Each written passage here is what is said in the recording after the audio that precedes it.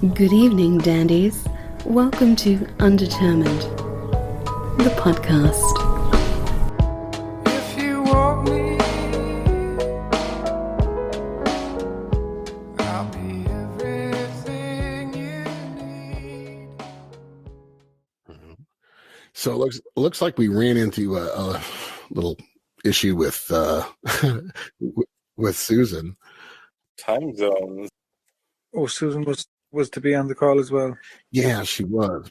Yeah, we'll work it out where we do that another time. You kind of got a lot going on, both with her and on your own. So I think we're fine Okay, as long as you're comfortable. I'm sure I'm fine. Yeah, all good. Awesome. We're pretty laid back. We kind of just let conversations go where they're going to go. All right. Not a lot of pressure. If there's something you don't want to talk about, don't talk about it. Tell us to fuck off.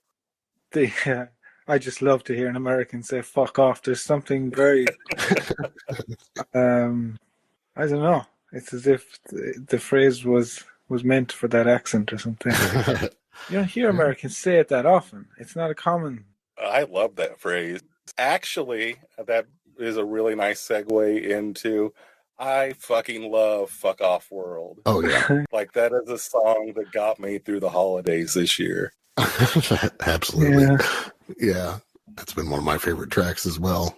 Yeah, it's a strange thing to write a kind of a semi-comedic song. It's a great song though because of that. I mean, it's hilarious, but it also really just gets you. There's something very serious about it too. At least my impression, right? It's definitely some tongue in cheek, but it also is like, man, I am exhausted from some of these things that we're having to deal with in the world right now. And that's a pretty serious thought and feeling. Yeah. But to be able to laugh at it, we need that. Yeah, I mean, it's, I don't know where to start with the amount of things I want to tell to fuck off, really. Oh, yeah. There's too many. And they seem to be accumulating, all right, in these modern times. Yep. I want to head out in the woods with a stick, too. Yeah. Yeah. Well, I guess it's, I think that song, amongst a couple of other songs, was a kind of a reaction to, like, just the social media and its effects and Yeah. just how it's used and how the types of messages that become amplified and just a very basic illness of it. I agree. And I fall victim to it still. Like I'm not good at when people are saying something really mean or stupid, just ignorant things that are really just awful and making problems so much worse for us all. I don't leave it alone. And there are times when I should just leave it alone. I know anything I say to whoever this person might be is just it's not gonna get anywhere, right? They're not open to hearing more. Yeah. But I can't not react to it, if that makes sense. I've never had that. Well, I have had the urge a couple of times, I guess, to engage, but you just know that you're not really dealing with a normal interaction. The rules don't really apply. Like, it's not as though you can sit across the table from someone and have some type of, there's so much signal lost when it's just a short Twitter comment. Yes. Yeah.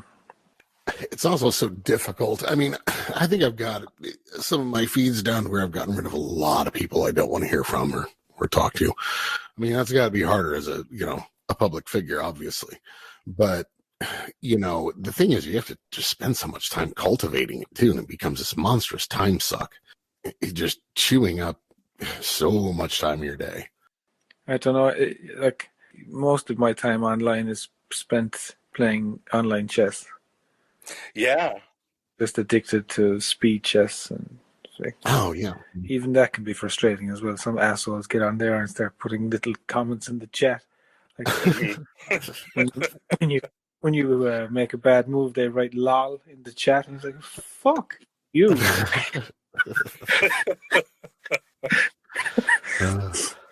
Yeah. Yeah, they're probably Americans. Probably some 12-year-old prodigy. You're spending your day with playing a 10-year-old. Yeah. Getting my ass handed to No, you just did a whole album on a chess theme. I did, and I got obsessed with this. Well, my father taught us all how to play when we were young. Uh-huh. I think he was rather obsessed with it for a time. Mm-hmm. And he would still know more than I would know about it, and he would know the different names for strategies and openings and stuff. But it was the lockdown, the COVID lockdown, Mhm. gave me ample time to watch videos, and I just got this notion to let chess games dictate chord progressions. How does that work? Well, like finding a new chord progression is difficult for songwriters. There's some very commonly used ones that you have to try and avoid because you know that you're using something that will be reminiscent to the listener, and you're trying to get away from it. Mm-hmm. So in a scale, there's 8 notes, and there's a chord attached to each note. So 2 of the notes are the same, which gives you 7 different chords in a key. I used to use a set of dice on top of the keyboard that I would roll like 4 or 5 dice, and they would come out, say 2, 3, 5, 1, 2. So I would play that sequence of chords and see if anything came of it. Mm-hmm. Use a different time signature, speed it up, see if there was anything in it, any melody over the top that could be seen as new. But then when I was watching chess for so long, I just kind of noticed, there's 6 different pieces: knight, pawn, king, queen, rook, bishop. Mm-hmm. So if I was allowing the sequence of piece moves to dictate which chord was being played, I might get some new sequences, which I did. I mean, I ended up kind of staying pretty religiously to the idea, so that I wasn't just extracting kind of sequences that were interesting. I was like sticking to a whole game, so that the whole song would actually play out the sequence of a whole game, usually a famous game. Mm-hmm. And that was the idea. Okay, so like big games just throughout history or matches, I guess you were basing it on. Yeah, there's a few that they have names even. There's one called the Evergreen Game. There's one called the Game of the Century, which Bobby Fischer played when he was 12 years old, 14 years old maybe. Yeah, like chess players would know them by heart. They're beautiful sequences of moves and traps and sacrifices and stuff. And they've become famous now. They've become like teaching instruments. Mm-hmm. So it was great fun to do that project, but I think it was a little bit too niche, I think, for it to be. Because like the song subject matters, because I was into it, I got into the characters and who they were and what their lives were like. I mean, it was interesting to me to write about the life of someone like Alexander Alekhine, but it's not exactly candle in the wind. People don't know who the fuck he is. Right. Really, really struggle to give a shit. You know what, and I'm a little bit hypocrite with some of that stuff because I really I find chess fascinating. Like I'll watch the movies. Like if there's a chess movie on, I'm like, yeah, I kind of want to check that out. But in terms of playing, I know the absolute basics. Yeah. Of how to play, but like if you got into the different strategies, or moves or anything like that, I'm lost real fast. And when I play against somebody that has some experience, I'm out real fast. They just take me to the cleaners. It can be quite a frustrating game. Yeah, I mean, I can't think that far ahead. That's a problem. I mean, I can't think more than like the move I'm making at the time. Yeah. I suck at it. Is really my problem. That's what I'll admit. I'm terrible at chess. I always have been. I know how to play. I've got a nice chess set. I'm terrible at it. I was at a chess club there recently. It was a chess club I hadn't heard of locally that I went along to with a friend of mine, and she was a novice. and she really got into it. She said, "Geez, it's a lot like life. Mhm. You really have to make a plan and try and stick to it. And if the plan gets taken off course, you have to be strong enough to kind of readjust and stuff like that." Well, I thought it was an interesting comment. yeah, it's a good analogy. Yeah. Maybe that's why I'm not very good at life too. That's kind of what it's known for too, is just, I think it gets your head. This is my impression. Obviously I've not got there enough, but it kind of gets your head into a space where you do kind of allow yourself to see different possibilities in a way that maybe you might not otherwise. It kind of exercises that part of the brain. Yeah, and it kind of forces you to think the best of your opponent. Like you can't assume that in the next move your opponent is not going to see your plan, or you can't assume in the next move that your opponent is going to do something silly. So kind of like in the best case scenarios in life or in conversations with other humans, that you give the other person the benefit of the doubt, that you don't kind of have any prejudice about them, and you don't have any assumptions, and especially negative assumptions. Yeah. I kind of like that analogy too. Yeah. But when we were going through some of the kind of axioms of chess and how, do they apply to life? One of the axioms of chess is, if you see a good move, you must always look for a better one. That one kind of bothered me when I applied it to life. It was like, if you see a good path, or if you're happy in a relationship, say, should you really be looking for a better one? Is that a good philosophy to have, or is that a dangerous human trait? Yeah, there's got to be a balance there. I think, chess is also, it's a game of dominance. So that's the end game, ultimately, to win. And you're saying relationships aren't? Yeah, well, really, it should be equitable on both ends, I would think. I would hope. I'm joking. I guess maybe I see it in a little bit more of a Taoist perspective of, you need to be open to, there might be some possibility of something really cool there. Yeah. And you just have to be open to it presenting itself. Yeah. That doesn't mean it doesn't have to negate what you've already had or what you've already accomplished, if that makes sense. It does for life. Right. I think turning these into NFTs was also a really good idea, by the way. That, people are going back and forth on those, whether they really like them or not for art's sake. But I think with these being, these niche songs and this niche idea, I think those are the best things to turn into NFTs. Yeah, it made sense to attempt it at least, and kind of have a look at what that space kind of is like. It's a little bit Wild West at the moment, and a lot of people kind of, I guess, aren't really ready and aren't really up to speed on how to even acquire cryptocurrency to begin to mess around with these type of things. Yeah. And there's a lot of negative press with regard to cryptocurrencies and environmental concerns around them. Yeah. So it was an odd kind of venture. I noticed a couple of negative comments on Twitter when the announcements went up on Twitter. There was a couple of negative things written underneath, which is a first really for you, because usually you don't draw any anger from people when you tell them you're releasing an album. Right.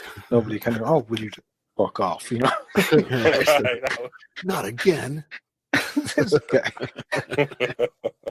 But yeah, the NFT thing seems to have struck some people, but I think there's good reason for people to have kind of concerns about it, because there's a lot of scammy type stuff happening in that area. Sure. And there's a lot of what seems to be very useless artwork and hype. You'd be worried that people would get trapped up in something that they'll end up losing money, hard-earned money. That's the thing. I think the whole thing with it and Bitcoin and it's coming right out of your pocketbook. That's near and dear to all of us. Exactly. Yeah. That's scary. Giving somebody that information and everything else, messing with your cash. Mm-hmm. Even though they hit us in so many different ways out of our wallet. Yeah. That's you know what you're doing there. I don't know though. What's the response been overall as far as like people purchasing or people digging the idea? I mean, can't just focus on the 2 negative comments. No, yeah. I think my audience here in Ireland aren't really crypto savvy. I think. Mm-hmm. I think we made too many of the NFTs as well. They didn't sell out. I think we made too many of them, and I would possibly set the price too high, I think. Oh. So those are a couple of mistakes, I guess, that we just couldn't have seen. It's still so new, though. That's how you figure it out. Yeah. I don't know how to say this without sounding very selfish, but the fact of the matter is that, there's a war happening, and Mm-hmm. it's hard to you don't want to self-promote at a time like that. Yeah. So you kind of stop. You slow it down. And I mean, chess in general, with this theme of chess and this particular product Mm-hmm. has a lot of roots in Russia. Mm-hmm. Sure. And anything that you talk about with chess, you're close to speaking about Russia. Right. A lot of the characters in the album are of Russian descent. There's one song actually that deals with Gary Kasparov. Mm-hmm. Was born in Russia, born Gary Weinstein, changed his name for fear of anti-Semitism in Russia at the time, and now does not live and probably should not step foot in Russia because of his outspokenness against Vladimir Putin.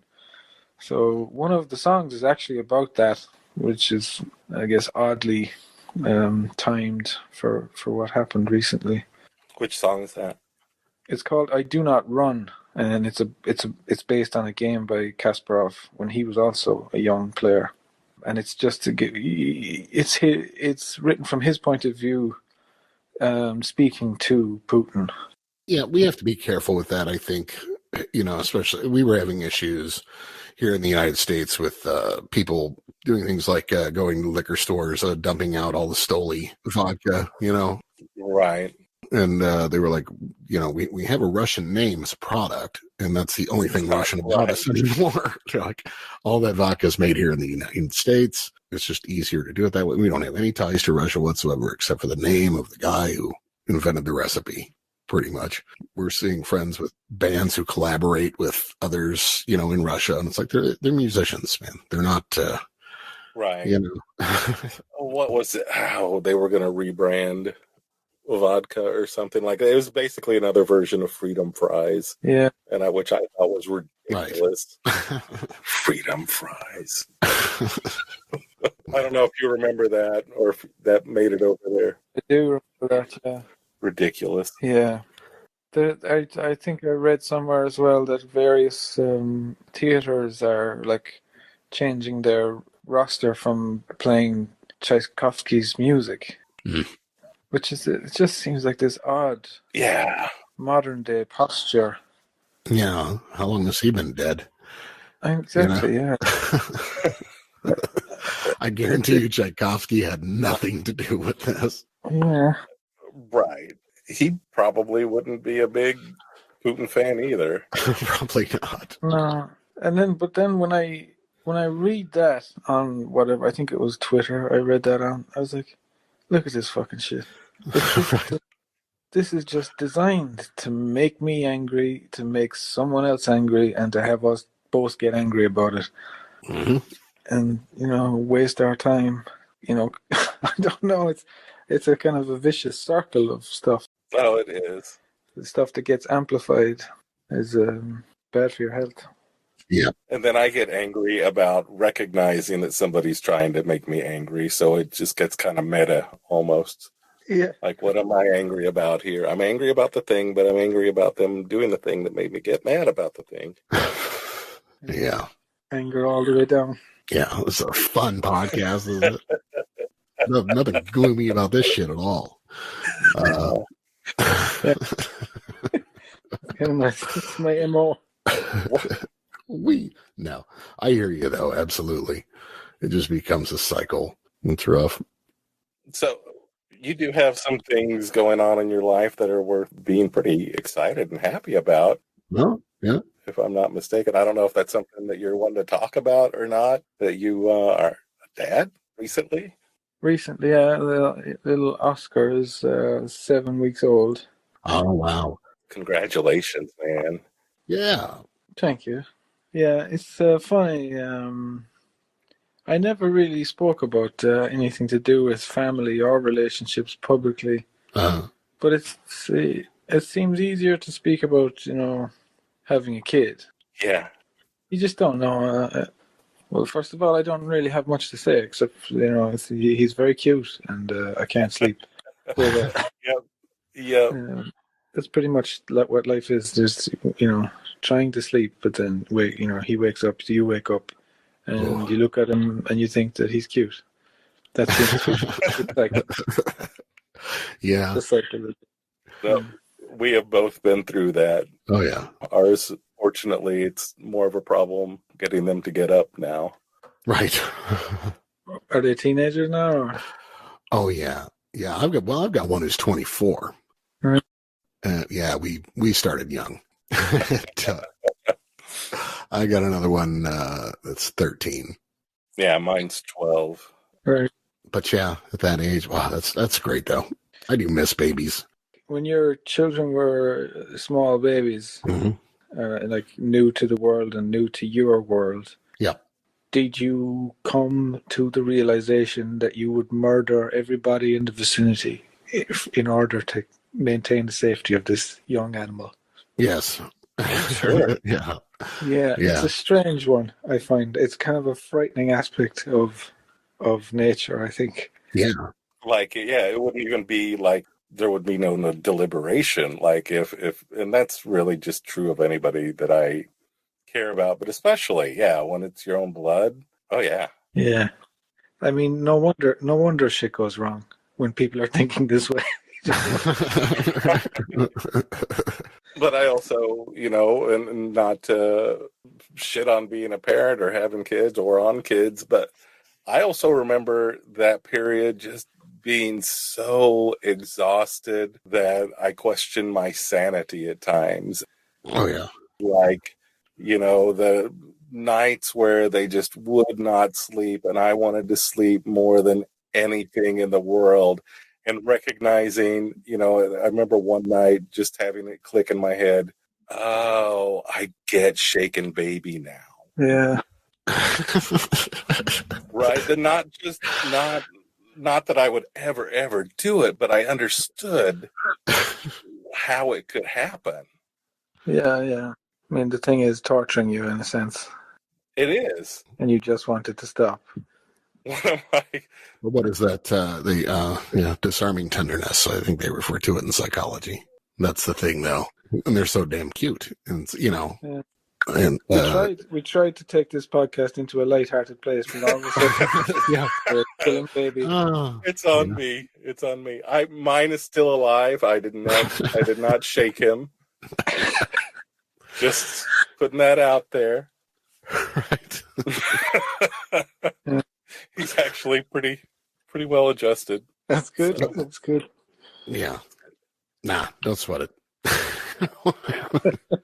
I was actually just excited. He had a couple months ago a little period where he was kind of getting into chess, and we got a chess board, and I was like, okay, maybe I'm gonna use this as an opportunity to maybe understand it a little bit better and get into it. But that he got bored with it pretty quickly. Yeah. But there for a minute, he was really into it. I did learn to play Pokemon with him. Oh, yeah. And that's way more complicated than I ever would have imagined it being. Yeah. There's a very good app for chess called Lichess or Lichess, Lichess. Okay. In it, there's a kind of a puzzle section, and the puzzle algorithm adapts itself to your ability and strings you along. Huh.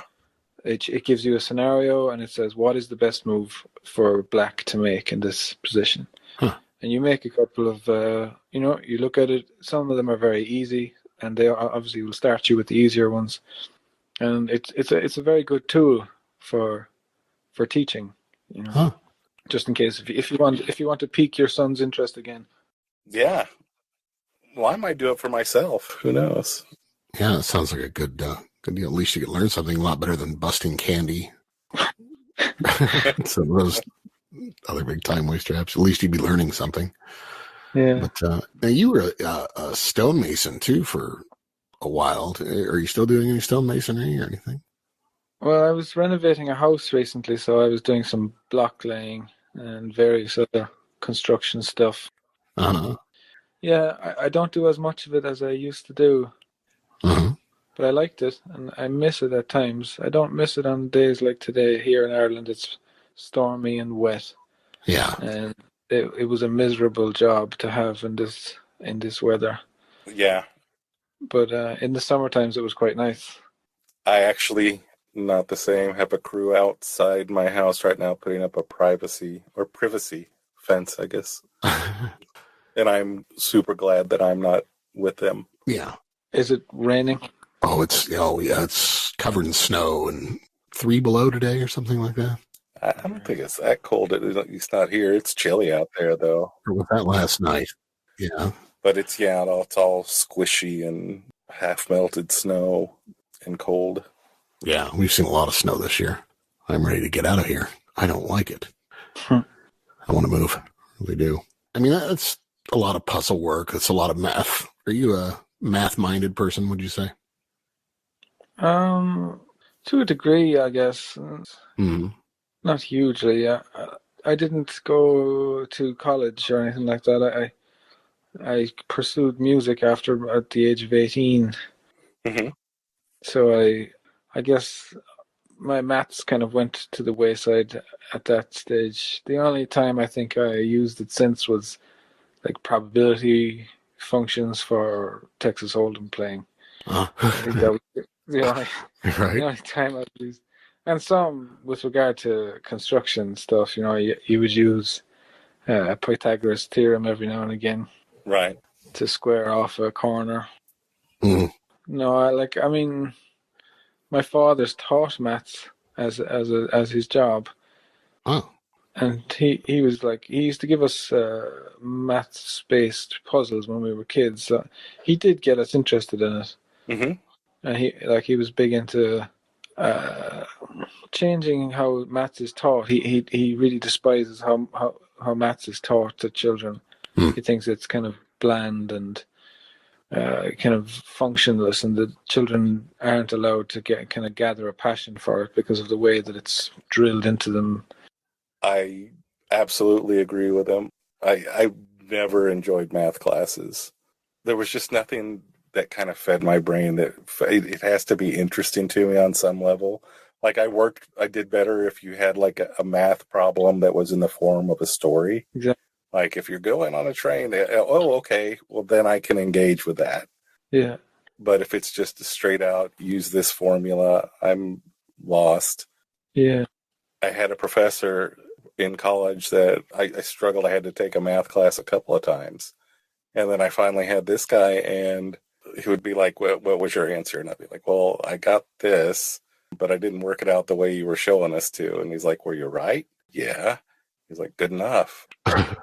And what? And he just like made me feel like, oh my God, you're free to actually try and figure it out in a way that works for you. And he also had open book tests. And he was like, look, there's nothing that says you can't use the book in life. Yeah. Yeah. My wife's the math teacher here. She's the household mathematician, not me. I'm the flighty one, the artistic one. You're also a storyteller. Like there's a theme of some sort going through a lot of your work, and I really appreciated that. Uh-huh. That was due to influence, I guess, who I liked listening to. Mm. I was a big fan of Tom Waits and Bob Dylan, and that they often used kind of characters and stories, so I kind of followed that kind of thread. Randy Newman as well. Yeah. I can see that influence, yeah. Yeah. You know that song, that famous song, the Tallahatchie Bridge. What's it called? Do you know that song? Billy Joe McAllister jumped off the Tallahatchie Bridge. Yeah. Uh-huh. I can't remember the name of the lady that wrote and sang it, but it's one of the best storytelling songs ever written, I think. But it was that type of song that I kind of wanted to emulate. Like they kind of Bobby Gentry was her name. Bobby Gentry. Yeah, I was just looking that up. That was 67. Ode to Billy Joe. Oh, to Billy Joe. Yep. Oh, to Billy Joe, yeah. And it's just like it's like a novel in 3 minutes. Yeah. It's brilliant. Yeah. So that's the kind of thing that I was into. I wanted to be able to kind of squeeze a narrative into that short time and kind of have the listener think. And that's a real talent to be able to do that. And that's what I really appreciate about songs and poetry is being able to say so many things. You know, I think it kind of flies in the face of the, you know, picture is worth 1,000 words. And I'm like, nah, if you got a good song or poem, man, you can say 1,000 words worth in way less. Yeah, and I like that too, with the concept of in the game. Sorry. And the way this album's put together. Like I said earlier, Susan O'Neill was supposed to join us for this episode. Unfortunately, you know what happened is we set our clocks forward an hour, and they did not. Or we're about to. Yeah, I think there was just confusion about time change. Yeah, so there was like an hour offset. She had to go record. You know, talking about the album, I really dug that about it. That it's just, you know, that whole concept record of storytelling goes through a relationship, and really kind of reminded me too of like there's a great album by Roger Waters, Pros and Cons of Hitchhiking. Mm-hmm. It's another big favorite of mine. Put it right up there with it. So was that concept of having the beginning of the story, the end of the story, was it there before you started writing the music? No, it kind of grew along with the writing. Uh-huh. Like I was trying to write a little script at the same time where the story would be more definite. Mm-hmm. But I didn't finish that in time. Mm-hmm.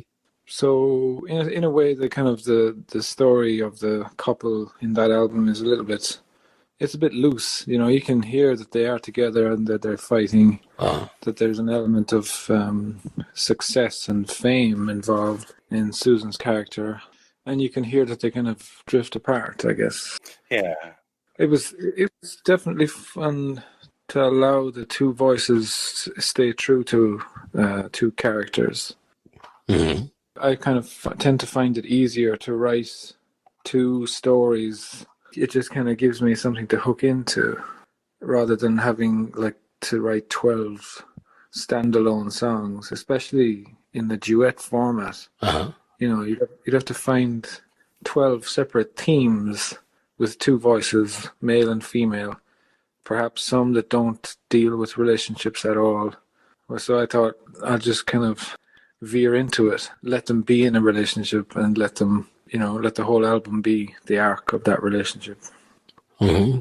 Yeah, and sharing that with somebody else, I'm sure was kind of interesting too.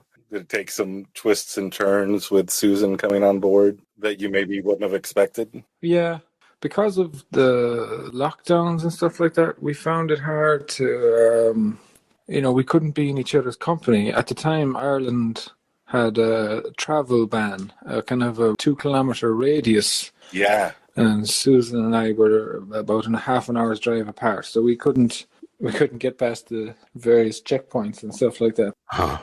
So we wrote rather independently. When Susan was writing, though, and when I was writing, we were kind of adapting lyrics to suit this type of narrative. You know, if Susan had half a song in mind, upon finishing the song, she would veer it towards the themes that were already kind of in play in this album. And then, like when we did kind of collaborate, it was a lot to do with arranging the songs and who would sing what where and who would take the lead and who would take the melody and you know, whose voice would inhabit such and such a line type of thing. Yeah. Do you find one or the other more difficult if you're writing about something like personal experiences versus writing for a character and a story, you know, that's fictional? I enjoy the character. Mm-hmm. because you kind of get to play with fiction and with some like extension of your personality, say. Right. Like you can just extrapolate it out. Uh-huh. Say I don't have a lot of ambition for fame or attention, but I could imagine it, and I know what it's like. I know what it's like to want to be a part of the music industry. Say I know what it's like to think I can do that. What that person on stage is doing, I can do that, and I can be a part of this industry. And if I were to be the type of person who was like madly ambitious and wanted to get to the very top, you can explore that type of mentality. You take your small modicum of it and you amplify it, and you wonder about what the type of things you might say and the scenarios that you might get into if you were tracking this ambitious kind of curve. Right. Thing. And same goes for within the relationship itself. If indeed you were someone who was kind of riddled with jealousy, Mm-hmm. you know what it's like to be jealous. Right. You might not be jealous 24/7, but you know what it's like, what the feeling is. So you can amplify it again and, to take it to its kind of worst hour. Yeah. Without having to live through it. Yeah. Yeah, exactly. Yeah. Which is interesting, But I think there are things, whether they're actually things that happen or not, that are very identifiable with it. Like, baby talk and are we free? Just some of the arguing, some of the lines. I'm like, fuck, I've said that, Yeah. And I'm not necessarily proud of that, but it's the honest thing. Yeah. Yeah. Well, yeah, that was the point of those songs in particular. Like, I tried to write them with as many kind of cliched things that I've heard so many times my friends say. Right. You just hear the same type of conversations come up over and over again with people and their grievances with each other. Like, she doesn't listen to me. He doesn't care about this. Right. Those type of things. Yeah. And in reality, we're going to have disagreements and we're going to have moments where people even people we love a whole lot are going to rub us the wrong way. Yeah. Right? We're going to have moments. I don't think it means that it's a bad relationship or anything like it. It just means we're human and we're all going to have off moments. And sometimes the people that we care about the most are going to get under our skin the most. Yeah. Partially because they are people that we care about that much. Yeah. I don't know if you're aware of the comedian Patrice O'Neill. Yeah. Oh, yeah. He is, one of his lines is once we love you, we find it hard to like you, usually. Yes. Yeah. Yeah. I know my wife loves me, but I also know I drive her absolutely crazy sometimes. Ooh, yeah. Yeah.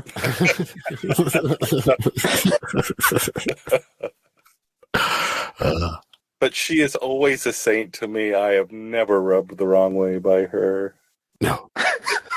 No. She's I just don't know. my darling princess. Yes. Mine's the same. She's an absolute gem. Actually, ours are pretty generous with us. Yeah. No, they are. Wouldn't have been with her this long. No, if they weren't. Yeah, we've been together since like 96. Yeah. We all married since 96. We were together a couple of years before that. So We just had the anniversary of our 15 years of like a first date. it's been that long? Yep. It goes fast. God, we're getting old. I was going to ask you, speaking of Tom Waits, we kind of had a theme on here for a little while when we were early in the podcast Yeah. where I don't know what it was, but like we had several guests. Like 5 or 6 in a row Yeah. Like bring up stories of Tom Waits. about Tom Waits. And some of them were really good. And I'll like send you a link for a really funny one if you're interested in that. Yeah. Do, yeah. You got any Tom Waits stories? Have you ever met him? No, I never met Tom Waits. Okay. No, I don't think I do. I've seen him lots of times, being entertaining on David Letterman. Oh, yeah. I like all those interviews. Mm-hmm. I wish he'd come back and start doing some more gigs. Yeah. Yeah, he's a really fascinating guy. Who was it that speaking of just human moments, talked about seeing him in the airport with his son, and the son was just like he was being Tom Waits and telling his stories, and you could just see his son off to the side, like rolling his eyes, like here we go again. Everybody else is thinking it's fucking Tom Waits, and it's like, yeah, that's my dad. Yeah, I know. That's my dad. You try living with him. You do have, I think you did an event, a year or two ago with one of our good friends here, William Elliott Whitmore. I don't know if you remember that. What was it? Calgary Folk Music Festival? Calgary, yeah. Yeah. Oh, yes, indeed, yeah. Yeah. Yeah, he's a good friend of the show. I like his music as well. Yeah. That would have been a fun show. Met somebody else, he's like, oh, wouldn't you like to have been there? I was like, yeah, that would have been a good one. He's a good storyteller, too. Yeah. Really good guy. Oh, yeah. Anybody else you're collaborating with, working with now? Or I did a few co-writing sessions over lockdowns, a lot with a singer called Anna Eggy from New York. Okay. Then there was another 2 songs with Tiana Esperanza, okay. who is from Massachusetts, I believe. Cape Cod is Massachusetts. Yeah. Yes. Yeah. Then that was all. So but I do take on a few more of those than I used to. I used to be very precious about ideas, and I didn't want to kind of dilute ideas with kind of. I guess it still happens to me, all right, that when I do a co-write, I tend to want to write the lyrics, or at least the lion's share of the lyrics. Because it sounds better to me when the song seems to come from one voice. When there's too much of a mix of voices, I think the narrator gets displaced in the listener's head, I think. And it's just you get kind of bounced out of the story if you have this kind of other style of writing injected. Right. Are you familiar with Side 4 Collective? No. It's Dave Hingerty, the drummer. He played for the Frames and a bunch of other. I do know. I think I do know Dave, actually. He's an amazing drummer. Really kind of, he has a unique sound, in my opinion. But he's got this project, but what it is he comes up with just these little riffs, little drum riffs. And he has like this folder that people can access and listen through them. And that's the starting point for a song. And people can do whatever they want to with it, but that's the starting point. Right. It's just one of his little riffs. True. And developing songs off of that. There's some really cool stuff that they've come up with off of that. A lot of different artists that have contributed. Yeah. And then after you get it, it's kind of like a chain. You just bounce the file off to somebody else and they can add to it or, Cool. Look through the files. And yeah, it's a pretty neat idea. Yeah, I'd like to see that. Yeah, we'll send you the link on it. Thank you. Yeah, Dave's really easy to work with. Yeah. He likes to hear from people. So we're constantly trying to find people that seem like they might be into that sort of thing to throw at him. That sounds cool.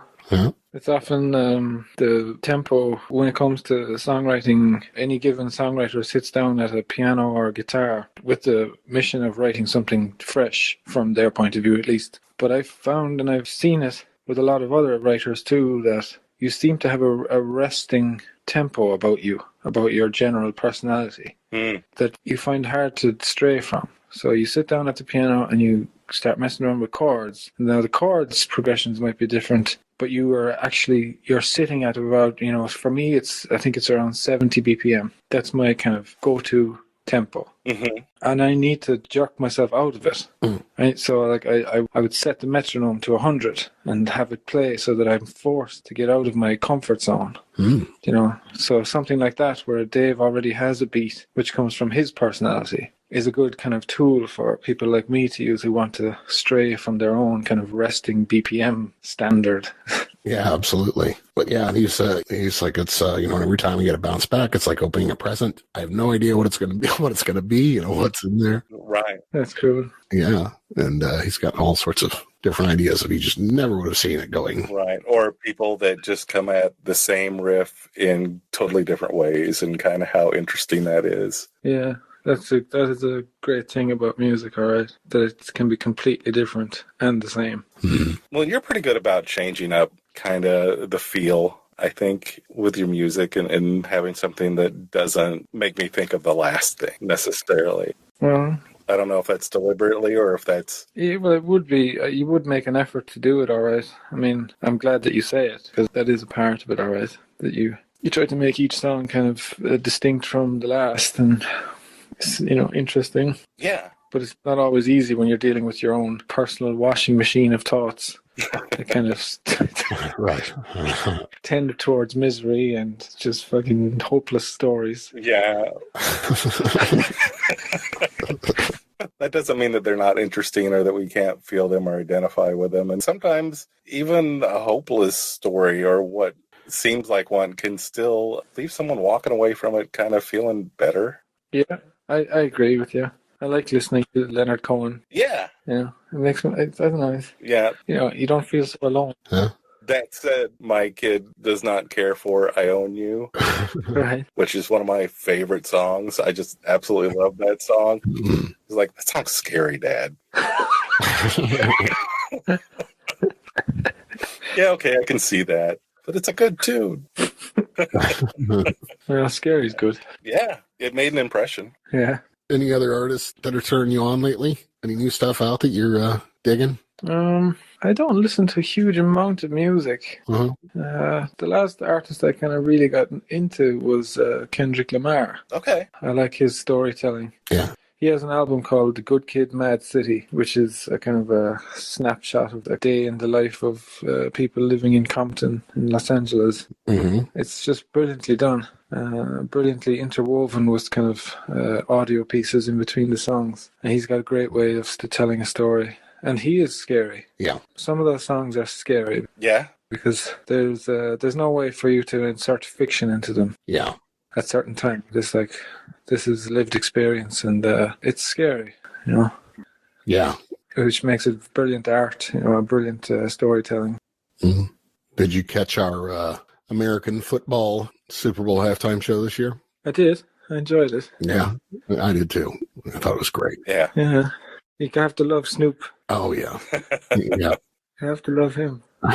I appreciate it as somebody that's about the same age of all of them, is that they had lots of places to sit down on their set. There's like a couch and a piano bench and an office chair.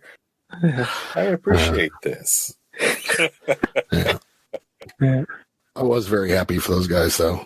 I mean, coming from a place like, or places like Compton and Inglewood, and being able to rep their own home city and, in the Super Bowl, it's had to be great. Yeah. I remember the news story the next day, too. One of the top ones was, Snoop Dogg reportedly seen smoking marijuana before going on stage. What? Goodness me. And Sharon was like, in another news, scientists have discovered that water is really wet. Yeah. I think it was one of the better halftime shows I've seen in a while. Oh, yeah. Yeah. Better than the game, I thought. I don't mean to be rude, but I do have to return the house Oh, okay. to the baby, essentially, because he's about to start screaming here. Oh, all right. All right, don't shake him. Just I promise. And hopefully you'll get some sleep. yeah, definitely. You take care of that. We so much appreciate you joining us, Mick. Yeah. It's lovely to talk to you. I'm sure shaking babies won't get us cancelled or anything like that. No, that's on me, I think. No, but we both laughed. You see, that's cancelled. Yeah. Yep. We were both sycophants in your murderous shit show. Awesome. Good talk. Thanks, everybody. You've been listening to Undetermined the Podcast. Special guest, Mick Flannery. Mick, thanks for joining us. We had a great time. Absolutely. Thank you, man. Thank you. Lovely to talk to you. Have a great day, everybody. Bye.